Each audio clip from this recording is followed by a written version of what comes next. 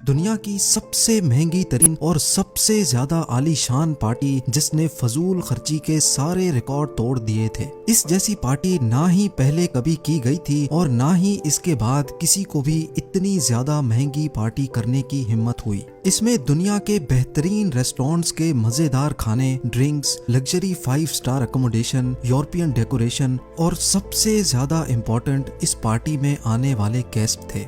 शहंशाहों से लेकर बादशाहों तक और प्रेसिडेंट्स से लेकर प्राइम मिनिस्टर्स तक। इस पार्टी में पूरी 65 कंट्रीज के हेड्स मौजूद थे। ये शानदार पार्टी किसी 7 स्टार होटल में नहीं बल्कि ये एक बंजर सहरा में की गई थी। जी हाँ, सिर्फ इस 3 दिन की पार्टी के लिए सहरा का नक्शा ही बदल दिया गया था और वो भी रातों रात। ये कहानी है उस पार्टी की जो दुनिया ने पहले कभी भी नहीं देखी थी। ना ही ये पार्टी किसी अरब शहजादे ने की थी और ना ही किसी बिजनेस टाइकून ने, बल्कि ये पार्टी थी ईरान के king Shah Mohammad Reza Pahlavi की। ज़ेम टीवी की वीडियोस में एक बार फिर से खुशामदीद। नाजरीन, ये बात है 1960s के दौर की, जब ईरान के ruler Shah Mohammad Reza Pahlavi हुआ करते थे, जिनको किंग ऑफ द किंग्स भी कहा जाता था। शाह दुनिया का अमीर तरीन इंसान था और ईरान की गवर्नमेंट में सबसे ताकतवर आदमी माना जाता था। उसके पास इतने पावर्स थे कि वो बैठे बैठे प्राइम मिनिस्टर को हटा सकता था, पार्लियामेंट डिसॉल्व कर सकता था और किसी भी वक्त जंग का ऐलान कर सकता था। शाह को अपने खिलाफ एक अल्फाज भी बर्दाश्त नहीं था। उसकी सीक्रेट पुलिस लोगों को घरों से उठाकर गायब कर देती थी और रातों रात उनको फांसी चढ़ा दिया जाता था। इसी वजह से ईरान में डेथ पेनल्टीज का रेशो पूरी दुनिया से काफी ज्यादा हुआ करता था।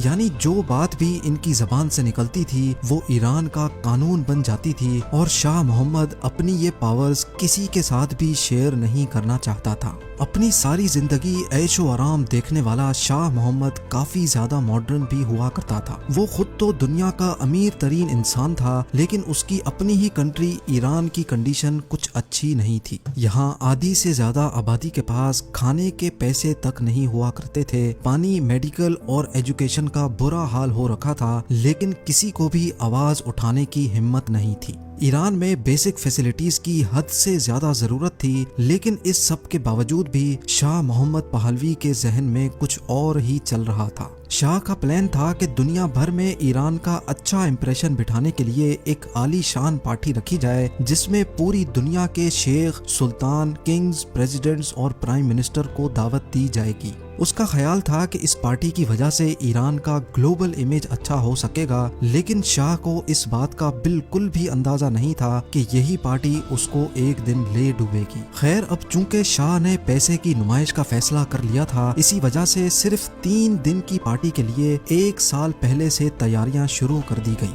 तमाम कंट्रीज के हेड्स को इनविटेशन जा चुकी थी और एक टीम बनाई गई जिसको ये सारा काम अंजाम देना था। सबसे पहला और सबसे बड़ा मसला था कि दुनिया भर के एलिट्स जब ईरान आएंगे तो उनको स्टे कहाँ करवाया जाएगा, क्योंकि उस वक्त ईरान में उस लेवल के ना ही होटल्स थे और ना ही इंफ्रास्ट्रक्चर। इसी वजह से शाह ने फैसला किया कि ये पार्टी एक रेगिस्तान में की जाएगी।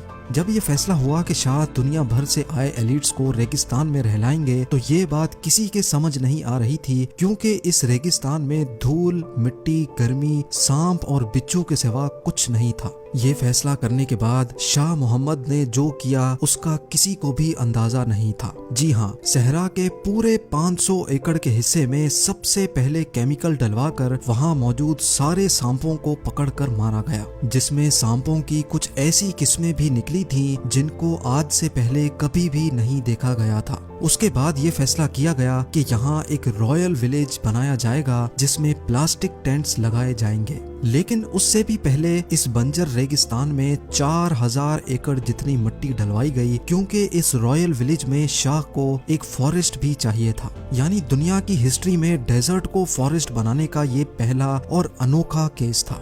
वक्त की कमी की वजह से 15,000 दरख्त और प्लांट्स इंपोर्ट किए गए। ईरान, जो कि पहले से ही पानी की शॉर्टेज का शिकार था, इस मुश्किल घड़ी में डेजर्ट को फॉरेस्ट बनाना किसी पागलपन से कम नहीं था, और वो भी सिर्फ 3 दिन के इवेंट के लिए। लेकिन शाह अपने मेहमानों को एक ऐसा एक्सपीरियंस देना चाहता था जो उन्होंने कभी सपने में भी नहीं देखा हो।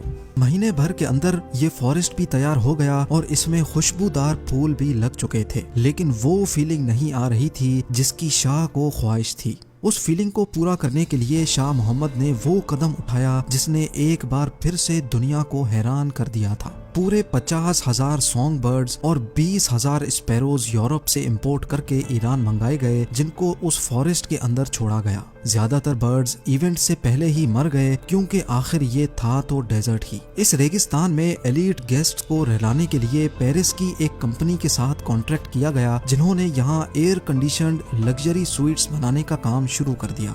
हर एक स्वीट में 2 बेडरूम, 2 बाथरूम्स, सिटिंग रूम और किचन बनाया गया और ये प्लान किया गया कि हर स्वीट के साथ 5 कुक्स और 20 सर्वेंट्स 24 घंटे मौजूद होंगे। ये लग्जरी स्वीट्स बनाने का काम पेरिस में ही किया गया था और फिर कई 100 प्लेन्स की मदद से इनको ईरान में लाकर असेंबल किया गया। टोटल 50 स्वीट्स को 160 एकड़ के एरिया में बना लिया गया और वो भी सिर्फ चंद ही महीनों में। जो जमीन सिर्फ चंद महीनों पहले गर्म रेत में उबलती थी, वहाँ अब forest, perfumed garden, golf course और एयर कंडीशनड लग्जरी स्वीट्स बना दिए गए थे, वो भी सिर्फ 3 दिन की पार्टी के लिए।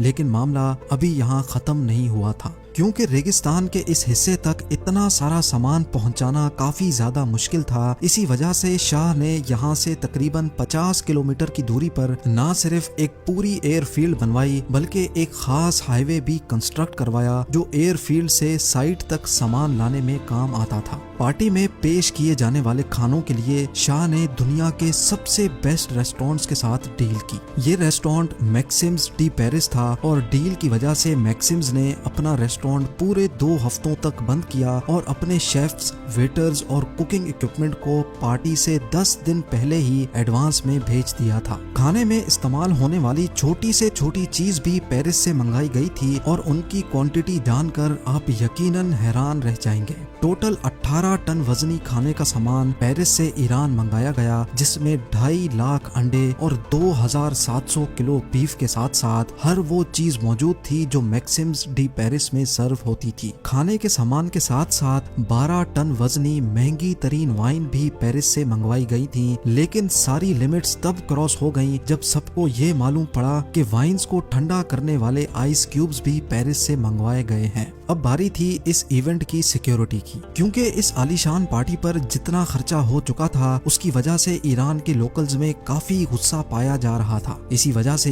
इवेंट को सिक्योर करना काफी ज्यादा जरूरी था। पार्टी पर आने वाले चंद 100 मेहमानों की सिक्योरिटी के लिए 65,000 आर्मी सोल्जर्स को डिप्लॉय किया गया, जिन्होंने हर चंद 100 मीटर्स के बाद चेक पोस्ट बना रखी थी। जो लोग इस पार्टी के खिलाफ आवाज उठा रहे थे उनको अरेस्ट करके लॉकअप कर दिया गया और पार्टी से पहले ही न सिर्फ ईरान के बॉर्डर्स बंद कर दिए गए बल्कि पूरे ईरान को लॉकडाउन कर दिया गया था। आखिरकार वो घड़ी आ चुकी थी जिसका सबको इंतजार था। ये दिन था 14 अक्टूबर 1971 का और ये पार्टी का पहला दिन था। इस पार्टी में शिरकत करने के लिए मेहमानों की आमद शुरू हो चुकी थी। स्पेशल एयरफील्ड पर एक के बाद एक एयरप्लेन लैंड करता गया। 250 बुलेट प्रूफ लिमोजीन्स के जरिए तमाम गेस्ट को रॉयल विलेज तक लाया गया। ये बुलेट प्रूफ लिमोजीन्स भी शाह ने सिर्फ इस काम के लिए ही ऑर्डर की थी। पूरी 65 कंट्रीज के हेड ऑफ स्टेट इस पार्टी में शामिल होने के लिए आ चुके थे। किसी कंट्री ने अपना प्रेसिडेंट भेजा तो किसी ने अपना प्राइम मिनिस्टर। ईरान के इस एरिया में जहां सिर्फ बिच्छू और सांपों का राज हुआ करता था, वहां अब सिर्फ प्रेसिडेंट्स, प्राइम मिनिस्टर्स, शेख, किंग्स और क्वींस मौजूद थे। शाह मोहम्मद ने तमाम मेहमानों का भरपूर इस्तकबाल किया और उनके लिए पूरे 3 दिन तक back to back dinners, lunch और एंटरटेनमेंट का खूब बंदोबस्त किया गया। एक एस्टीमेट के मुताबिक इस पार्टी पर किया जाने वाला खर्चा $1 बिलियन से भी काफी ज्यादा था, जो तकरीबन 75 अरब रुपए बनते हैं। इस इवेंट को दुनिया भर की प्रेस ने भरपूर कवरेज दी, जिसकी वजह से फिल वक्त तो शाह की खूब तारीफ हुई, लेकिन जब इवेंट खत्म हुआ तो लोगों के दिलों में उबलने वाला जहर सामने आने लगा। ईरान के लोकल्स जो बेसिक फैसिलिटीज को भी तरस रहे थे, उन्होंने जब अपने बादशाह को अरबों डॉलर हवा में उड़ाते देखा तो उनसे रहा नहीं गया और तब ईरान में रेवोल्यूशन की एक ऐसी लहर आई जिसने 1978 में शाह मोहम्मद रजा पहलवी को हटाकर आयतुल्लाह खुमैनी को अपना सुप्रीम लीडर बना दिया। शाह मोहम्मद जो अपनी जान बचाकर इजिप्ट भाग गया था, वहां 1 साल के बाद उसकी डेथ हो गई और यूं सिर्फ एक पार्टी की वजह से पहलवी डायनेस्टी को पूरे ईरान से हाथ धोना पड़ गया। उम्मीद है जेम टीवी की ये वीडियो भी आप लोग भरपूर लाइक और शेयर करेंगे। आप लोगों के प्यार भरे कमेंट्स का बेहद शुक्रिया। मिलते हैं अगली शानदार वीडियो में।